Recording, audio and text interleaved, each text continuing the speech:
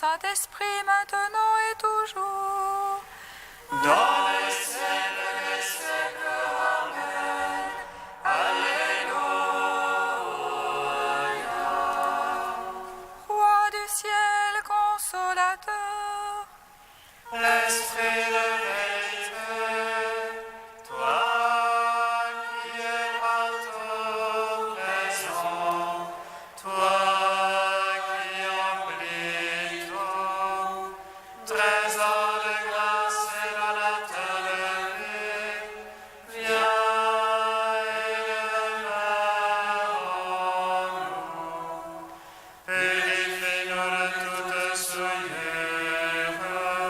et sauve nos âmes.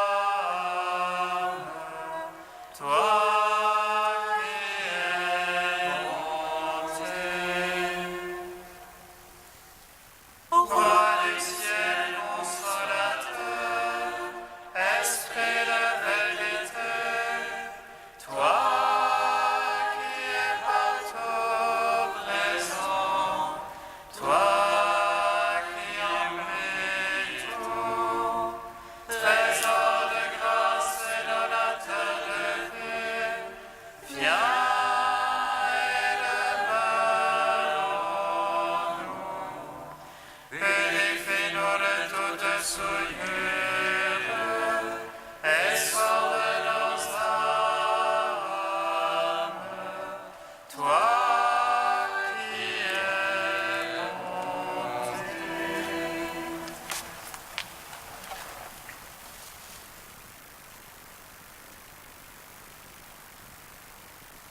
mon âme languit. Et je te cherche avec de l'âme, Seigneur. Vois mon affliction, illumine mes ténèbres, afin que mon âme soit dans la joie. Seigneur, donne-moi ton humilité, afin que ton amour soit en moi et que ta crainte vive en moi. Mon âme languit, et je te cherche avec des larmes, Seigneur. Vois mon affliction, illumine mes ténèbres, afin que mon âme soit dans la joie. Seigneur, donne-moi ton humilité, afin que ton amour soit en moi et que ta crainte vive en moi. Mon âme languit, et je te cherche avec des larmes, Seigneur. Vois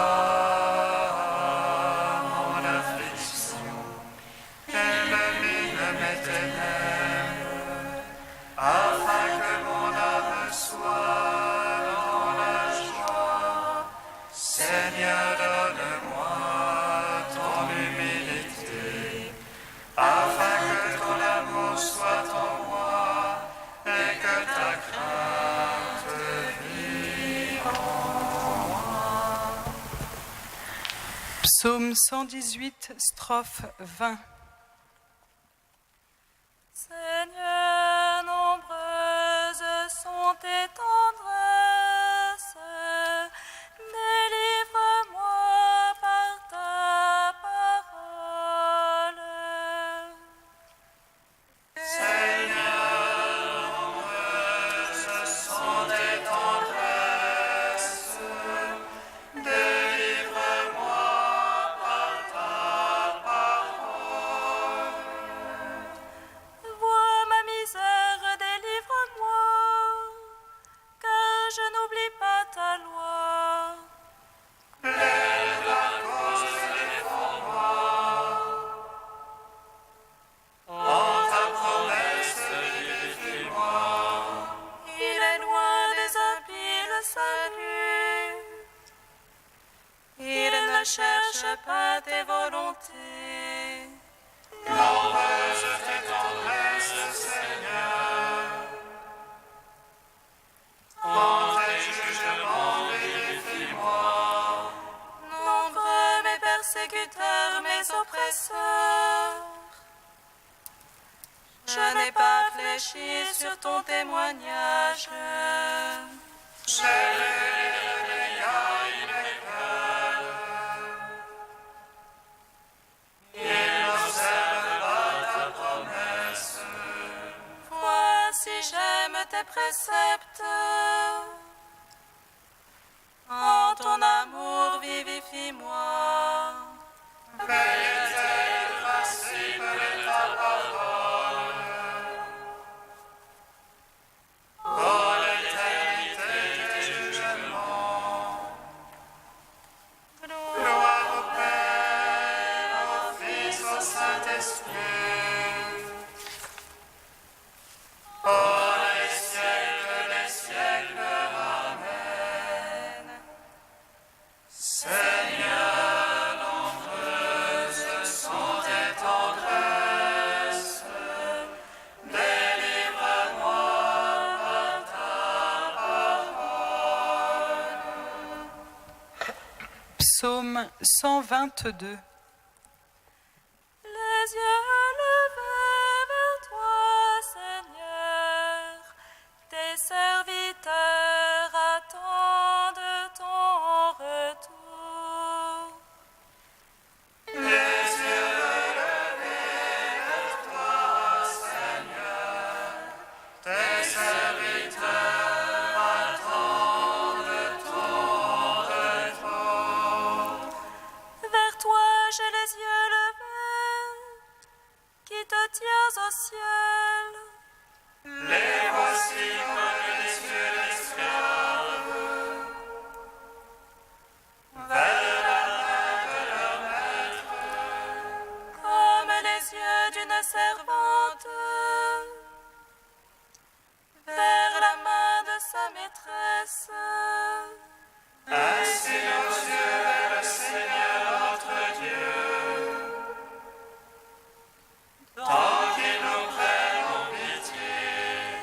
Pitié pour nous, Seigneur, pitié pour nous. Trop de mépris nous rassasie. Notre âme n'est pas trop rassasiée. Des sarcasmes les satisfaits. Gloire au Père, au Fils, au Saint-Esprit. Pour les siècles des siècles. Amen. Les yeux levés vers toi, Seigneur, tes serviteurs attendent ton retour. Psaume 123. Sans le Seigneur qui était pour nous, à Israël de le dire. Sans le Seigneur qui était pour nous, quand on nous crie à la gorge. Alors il nous avalait tout vif dans le feu de leur colère. Alors les eaux submergées.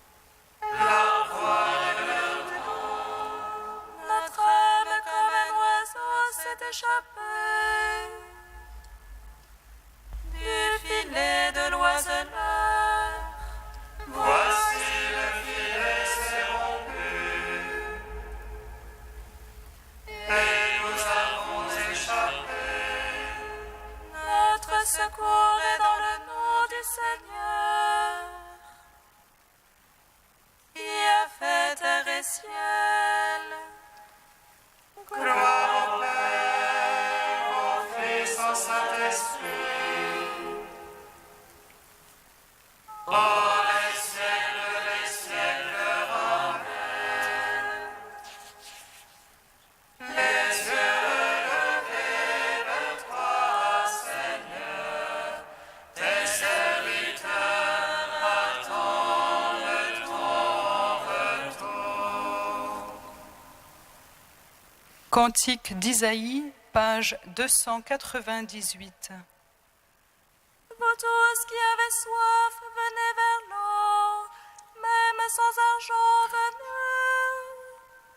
Sans payer, achetez du blé, consommez du vin et du lait. Pourquoi dépenser votre argent pour autre chose que du pain? Pourquoi dépenser vos forces sans jamais être rassasiés? Écoutez donc, écoutez-moi, et mangez ce qui est bon. Tendez l'oreille, venez vers moi, écoutez, vous vivrez. Cherchez le Seigneur jusqu'à ce qu'il se laisse trouver. Invoquez-le car il est proche.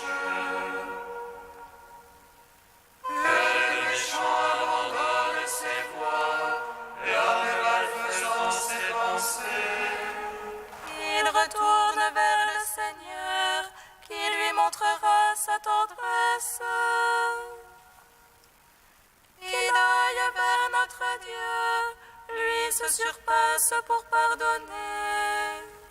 Ô est le ciel au-dessus de la terre, et les voies au-dessus de vos voies.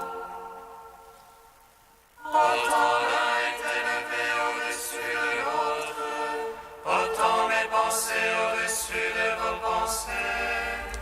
Comme des cieux descendent pluie et neige, et n'y remonte pas sans avoir arrosé la terre. L'avoir fécondée fait germer, pour qu'elle donne la semence puis le pain.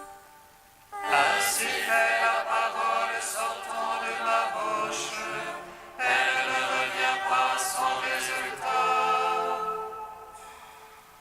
sans avoir exécuté ce qui me plaît, elle réussit sa mission. Rends gloire au Père Tout-Puissant, à son Fils Jésus-Christ le Seigneur, à l'Esprit qui habite en nos cœurs, pour les siècles des siècles. Amen.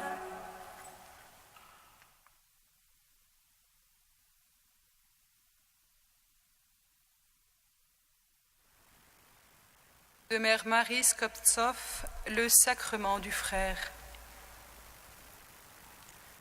Deux dangers opposés menacent l'âme. D'une part, l'ouverture aux passions captatrices, d'autre part, le repli sur soi et le rétrécissement mortel de l'être. Pour éviter d'être la proie des passions, l'homme ne doit, au plan psychique, s'autoriser aucun culte de la possession, aucun exclusivisme. Pour éviter tout rétrécissement de l'être, il ne doit pas tuer son âme, mais la transformer entièrement en instrument de l'amour du prochain. Se pose ici le problème de notre attitude à l'égard de l'âme d'autrui. 3 règles sont à respecter. D'abord, il faut rejeter tout intérêt, curiosité, délectation pour les émotions de l'autre et allier ce refus avec une bienveillance intense, une attention infatigable envers son âme.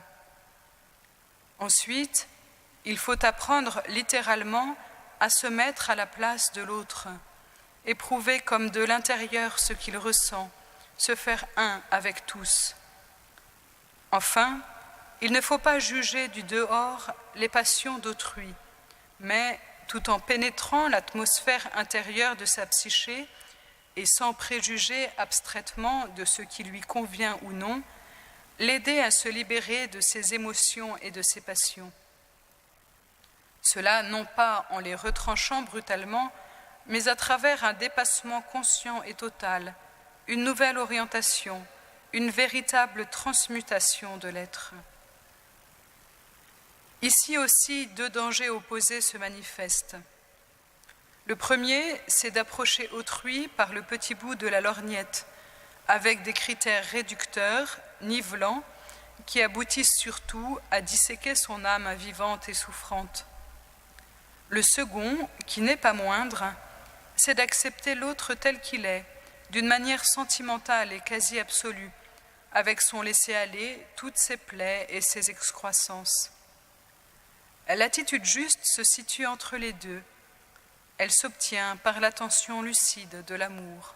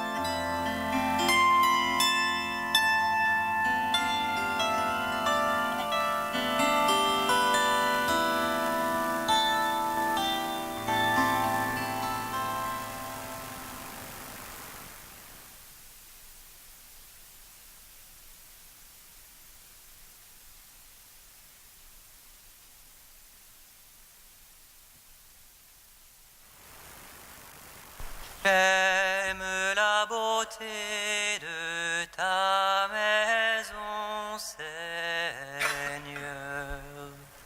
Je veux te rendre grâce au cœur de l'assemblée.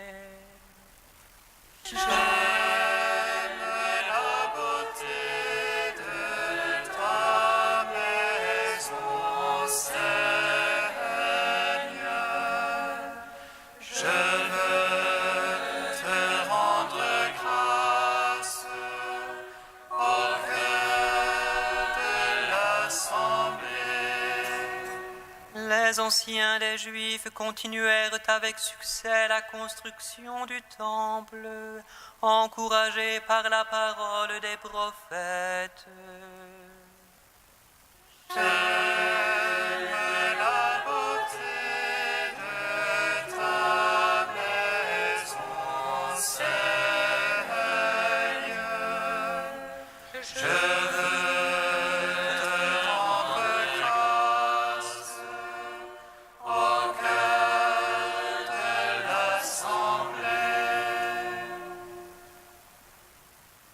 Lecture du livre d'Esdras.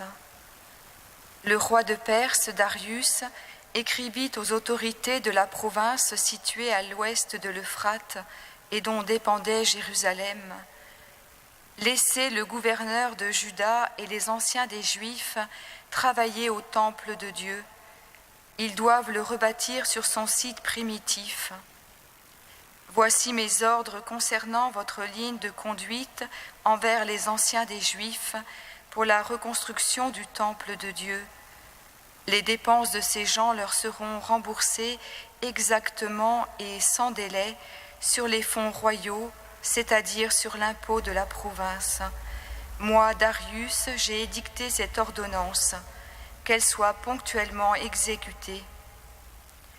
Les anciens des Juifs continuèrent avec succès les travaux de construction, encouragés par la parole des prophètes Agé et Zacharie.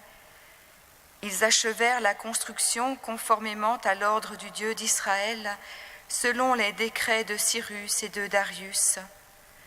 Le temple fut terminé le 3e jour du mois de Hadar, dans la 6e année du règne de Darius. Les Israélites, les prêtres, les Lévites et le reste des rapatriés célébrèrent dans la joie la dédicace du temple.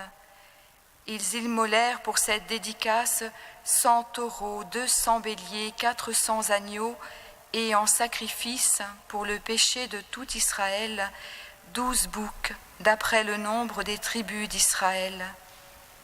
Puis ils installèrent les prêtres selon leur classe et les Lévites selon leur groupe pour servir dans le temple de Jérusalem, suivant les prescriptions du livre de Moïse. Les rapatriés célébrèrent la Pâque le 14e jour du 1er mois. Tous les prêtres et tous les Lévites, sans exception, s'étaient purifiés, tous étaient purs. Ils immolèrent donc la Pâque pour tous les rapatriés, pour leurs frères, les prêtres, et pour eux-mêmes. Gloire à toi, ô Dieu vivant, gloire à toi. Gloire à toi, ô Dieu vivant, gloire à toi.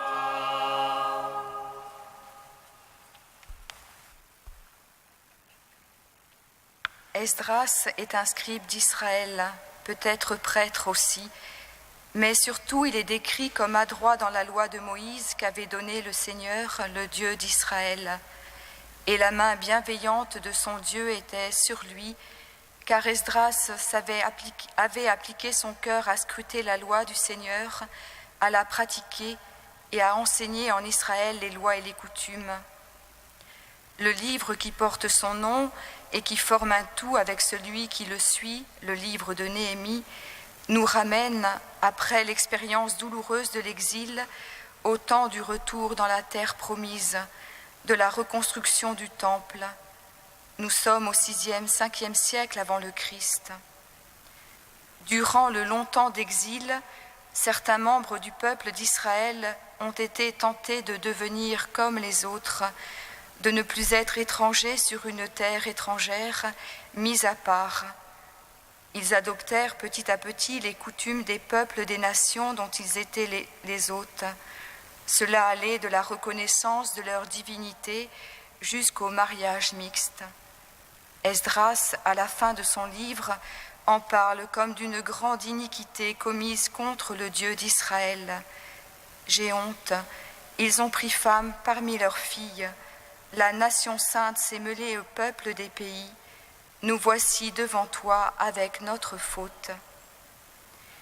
Et il y a ceux qui, dans la nuit de l'exil, ne cessent d'avoir les yeux et le cœur tournés vers Jérusalem, la ville sainte.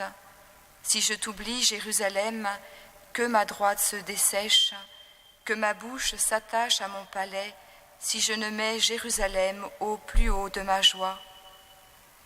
Comment alors ne pas relire la politique religieuse bienveillante de Cyrus, roi de Perse, à l'égard du peuple d'Israël, lui permettant de retourner sur sa terre comme une intervention divine, comme le signe que le temps de la colère de Dieu contre son peuple et son temple s'achève. Ô ma joie quand on m'a dit « Allons à la maison du Seigneur », maintenant s'arrêtent nos pas dans tes portes, Jérusalem. C'est lors de la 2e année du règne de Darius que reprit la construction du temple et qu'elle fut achevée conformément à l'ordre du Dieu d'Israël. Ô ma joie! C'est alors le moment de la dédicace du temple, joyau de la ville sainte, là où Israël doit rendre grâce au nom du Seigneur. Débordement d'allégresse, jeunes et vieux sont dans la joie, la Pâque est de nouveau célébrée, maintenant notre marche prend fin. Frères et sœurs, peuple de la nouvelle alliance, nous voici en terre d'exil, étrangers sur cette terre. Par notre baptême, nous sommes devenus citoyens des cieux, co-citoyens des saints, nous sommes de la maison de Dieu. Mais est-ce que, comme nos frères aînés dans la foi, nos cœurs sont encore tournés vers la promesse de Dieu d'une terre nouvelle et de cieux nouveaux? Est-ce que nous désirons d'un grand désir la cité sainte, Jérusalem qui descend du ciel, de chez Dieu, où de temple il n'y en a point? C'est que le Seigneur, le Dieu maître de tout, est son temple ainsi que l'agneau.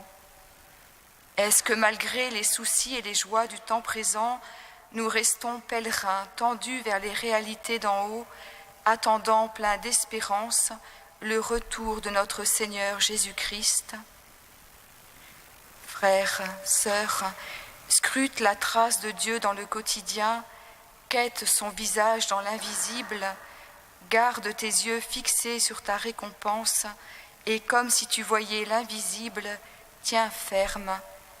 Marche et chante, le cœur au large, empli d'espérance. Marche et chante, ô ma joie, quand on m'a dit « Allons à la maison du Seigneur ».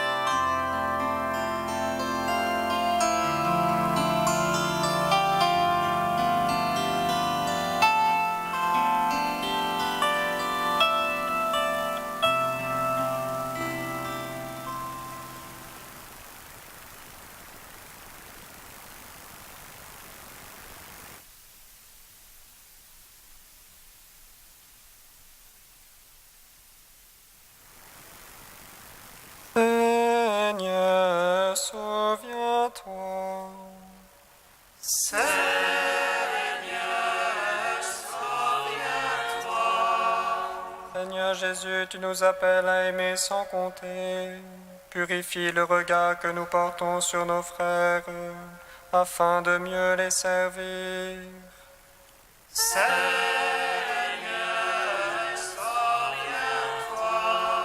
Seigneur Jésus, tu nous appelles à tout donner. Rends-nous sensibles aux besoins des plus démunis de notre ville.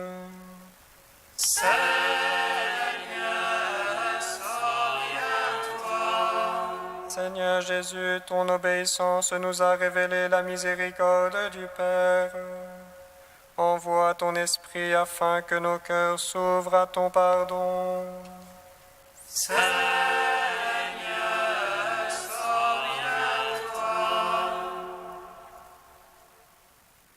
Dieu saint, saint fort, saint immortel, prends pitié de nous. Dieu saint, saint fort, saint immortel, prends pitié de nous. Dieu saint, saint fort, saint immortel, prends pitié de nous. Gloire au Père et au Fils et au Saint-Esprit, maintenant et toujours et dans les siècles des siècles. Amen. Saint immortel, prends pitié de nous. Dieu saint, saint fort, saint immortel, prends pitié de nous. Tu fais de nous des pèlerins en marche vers la Jérusalem nouvelle et éternelle. Père, nous te louons. Notre Père qui es aux cieux, que ton nom soit sanctifié, que ton règne vienne, que ta volonté soit faite sur la terre comme au ciel. Donne-nous aujourd'hui notre pain de ce jour. Pardonne-nous nos offenses comme nous pardonnons aussi à ceux qui nous ont offensés. Et ne nous soumets pas à la tentation, mais délivre-nous du mal. Car c'est à toi qu'appartiennent le règne, la puissance et la gloire, pour les siècles des siècles. Amen.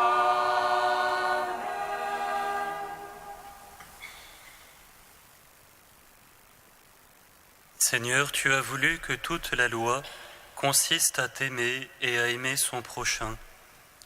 Donne-nous de garder tes commandements et de parvenir ainsi à la vie éternelle. Par Jésus-Christ, ton Fils, notre Seigneur et notre Dieu, qui règne avec toi et le Saint-Esprit, maintenant et pour les siècles des siècles. Bénissons le Seigneur.